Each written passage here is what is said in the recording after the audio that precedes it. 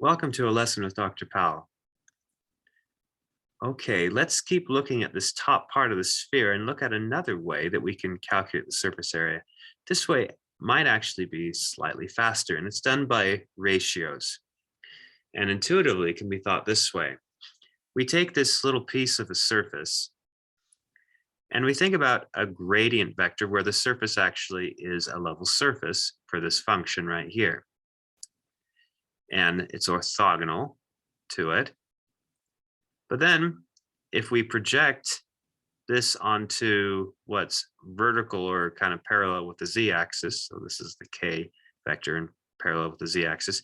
So and since it says unit length 1, if you dot it, it's actually a projection. So this projects onto there. And this triangle right here is similar to this triangle down here.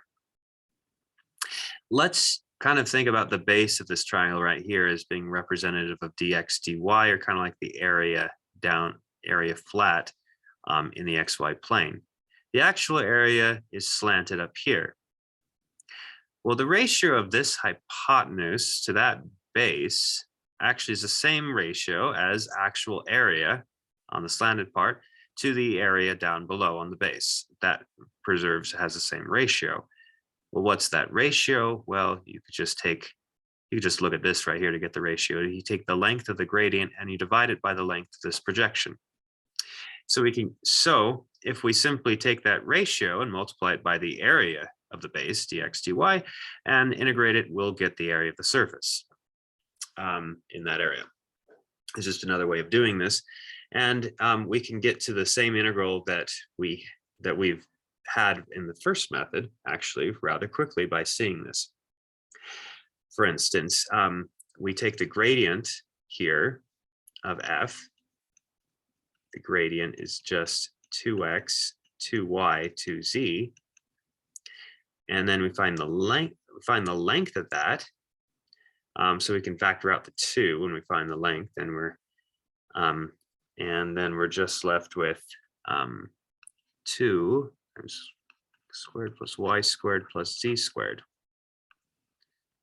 Then we think about taking this gradient and dotting it with the k vector, which is just 0, 0, 1. And notice what happens here when we dot this guy with this, we just pick out a 2z.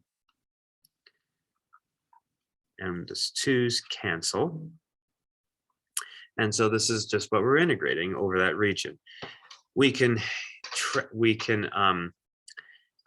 translate this into polar coordinates, and if we did, then we would have x squared plus y squared as being r squared.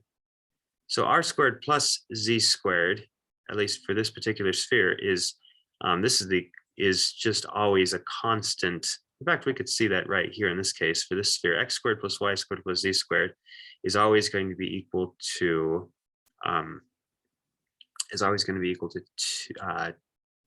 4, because that's the equation of the sphere here. So we take a square, it's just 2. So we're just left with a 2 on the top.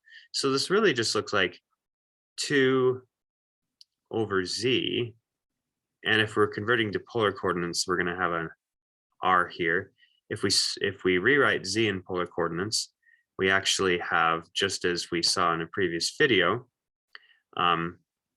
we end up having, we have the square root of 4 minus r squared, because the equation of the sphere is r squared plus z squared is equal to 4, and then you can just solve for z this way. So really we're left where we very quickly actually land right at this integral that we need to compute with respect to r and theta. So dr d theta, and where we know that r is going from 0 to square root of 3. So r is going from 0 to square root of 3. Theta is going from 0 to 2 pi.